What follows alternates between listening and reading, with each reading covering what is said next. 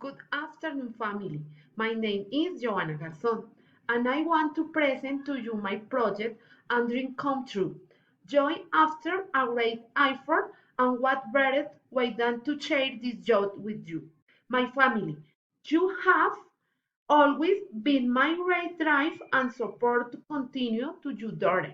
You were my motivation that you always reminded me that it to find that despite the obstacles and adversities, the reward and triumph come. Today I want to launch new makeup store called Trendy Woman, with which will have several points of sale in Bogota, where it will be distributed wholesale and retail. We are going to open a headquarters in Medellin, and the idea is to open several at point in different cities of the country.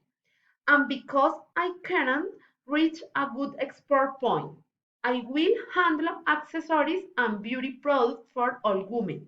My main objective is to enhance beauty and expand my portfolio of affiliated clients in order to achieve greater commercialization and distribution. I want to be a leading brand in the marketing, in the market offering quality products, big open and willing to new trends and market needs.